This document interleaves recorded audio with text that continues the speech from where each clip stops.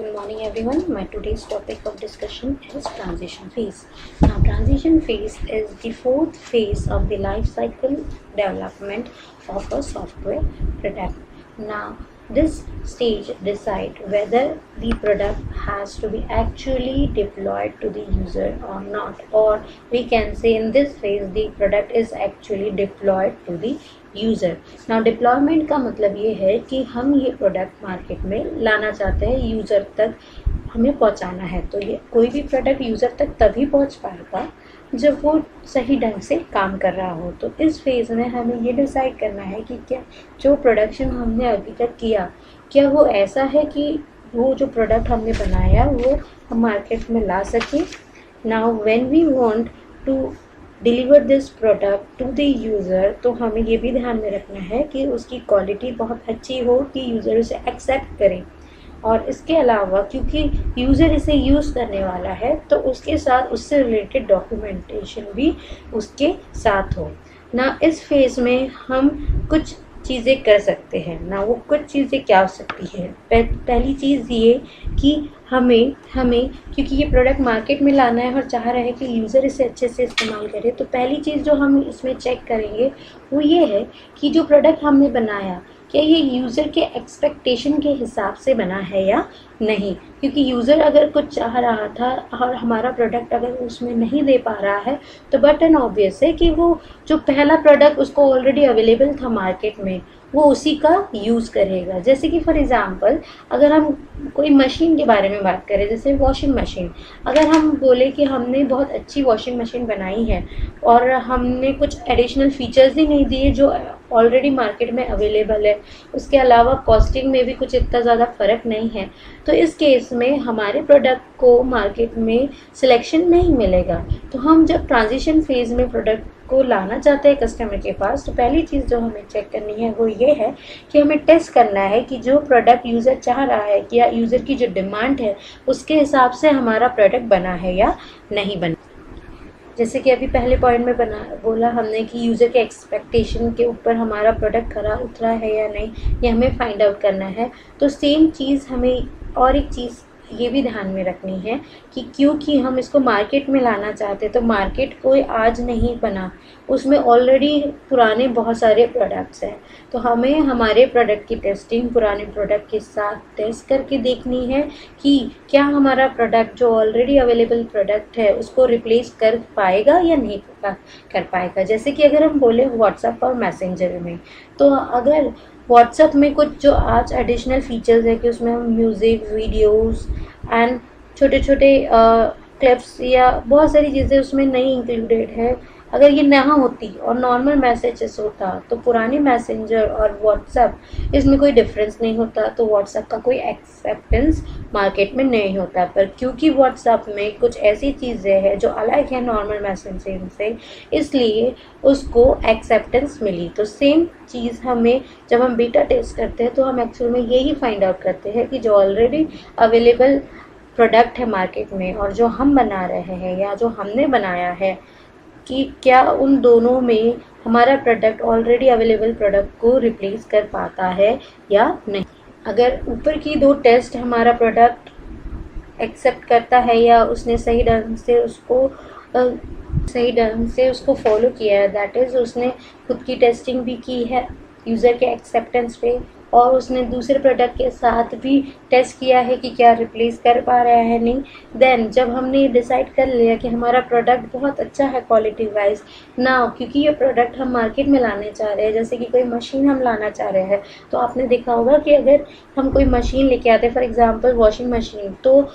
वो मशीन के अलावा उसके साथ हमारे पास बहुत सारे डॉक्यूमेंट्स होते हैं जो कि उसकी गारंटी वारंटी और अपार्ट फ्रॉम दैट कि उसको यूज़ कैसे करें. तो ये सारी चीज़ें भी हमें हमारे प्रोडक्ट को डिप्लॉय करते समय तैयार करनी होती है. चौथी चीज़ ये है कि जब कोई मशीन हमारे यहाँ आती है, वॉशिंग मशीन हमारे घर में आती है, तो जहाँ से हम ख़रीदते हैं वहाँ से एक ट्रेनर आता है या एक एम्प्लॉय आता है जो हमें ये बताता है कि इसका यूसेज कैसे करना है. तो अगर हमने कोई नया प्रोडक्ट मार्केट में लॉन्च करना है तो पहली चीज़ उसके डॉक्यूमेंटेशन होने चाहिए कि उसकी वर्किंग कैसी है, और उसके अलावा उसको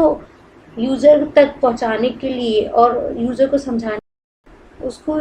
उसको यूज़र तक लाने के लिए और यूज़र को बताने के लिए कि ये कैसा वर्क करता है, उस चीज़ के लिए हमें ट्रेनर्स भी असाइन करने होते हैं और उनको उस चीज़ के बारे में इंफॉर्मेशन देनी होती है। तो बेसिकली हम ट्रांजिशन फेज़ में हमारा प्रोडक्ट मार्केट में डिप्लॉयबल बनाने के लिए जो जो चीज़ें लगती है वो सारी चीज़ें हम ट्रांजिशन फेज़ में करते हैं कि टेस्टिंग करते हैं उस प्रोडक्ट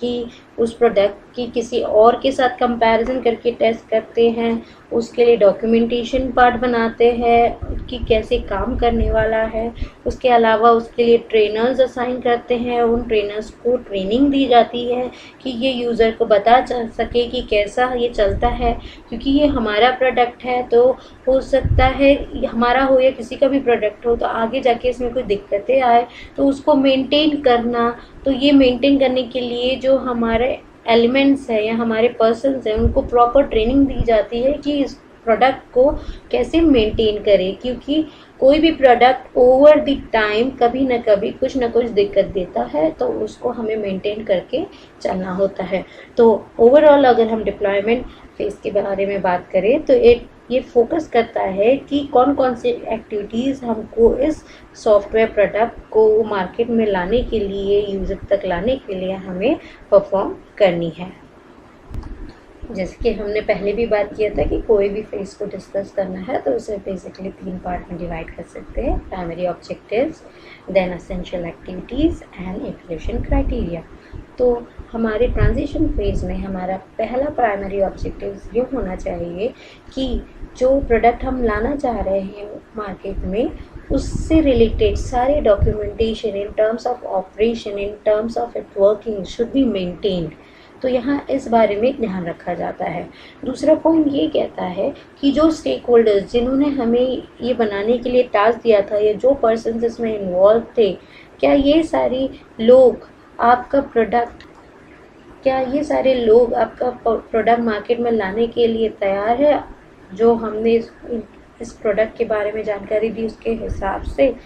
और अगर स्टेक होल्डर्स राजी है देन हमारा तीसरा ऑब्जेक्टिव ये रहता है कि जितने जल्द से जल्द हो सके इस प्रोडक्ट के लिए जितना भी हमें डॉक्यूमेंटेशन पार्ट, इसके लिए ट्रेनर्स को ट्रेन करना, मेंटेन करने वाले लोगों को इसके बारे में जानकारी देना, ये सारी चीज़ें जितने जल्द से जल्द हो सके और कम से कम या कॉस्ट इफेक्टिवली वे से हो सके, उसके ऊपर यहाँ ध्यान दिया जाता है। नाउ इसके लिए जो एक्टिविटीज़ हमें परफॉर्म करनी है वो ये है कि जो प्रोडक्ट हमने बनाया था वो हमने छोटे छोटे मॉड्यूल्स में बनाया था, उन सबको एक साथ कंबाइन करके वर्किंग स्टेज में लाना और इसके अलावा उस प्रोडक्ट की एफिशिएंसी को मेंटेन करके रखना और इसको फाइनली डिप्लॉयबल फॉर्मेट में कन्वर्ट करना, ये हमारी पहली एक्टिविटी हुई। देन डिप्लॉयमेंट से रिलेटेड जितनी भी एक्टिविटीज़ है, जैसे कि उसकी पैकेजिंग, उसकी मार्केटिंग, क्योंकि हम मार्केट में अगर लाएंगे तो उसके बारे में उसका थोड़ा मार्केटिंग करना पड़ेगा कि लोगों के बीच में जानकारी डालनी पड़ेगी कि ये हमारा प्रोडक्ट है, इसमें ये सारी खूबी है। तो इन सारी चीज़ों पे हमें यहाँ डिप्लॉयमेंट स्पेसिफिक इंजीनियरिंग में काम करना होता है कि हमारे प्रोडक्ट को मार्केट में लाने के लिए उसकी पब्लिसिटी करनी होती है। देन फाइनली हमें ये भी फाइंड आउट करना होता है कि जो विजन और जो रिक्वायरमेंट सेट हमने स्टार्टिंग में बात की थी, क्या हमने जो अभी product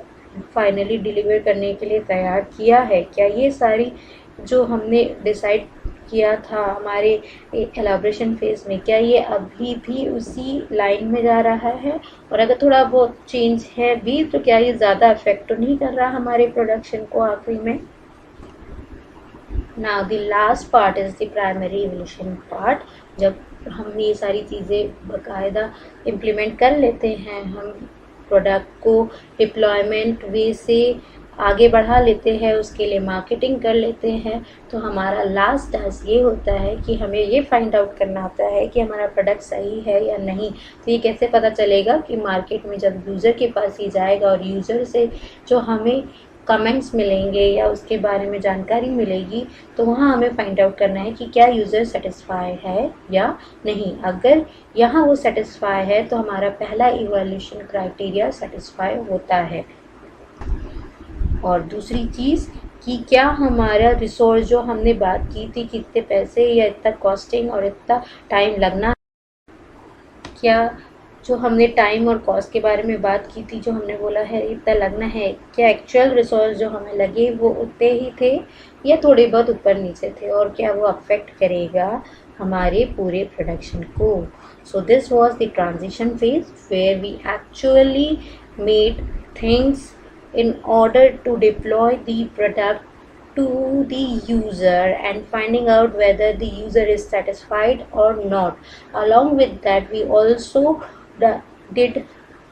the marketing of the product, the comparison of the product with other product available in the market, and we maintain different things in order to deploy the product finally to the user. So thank you.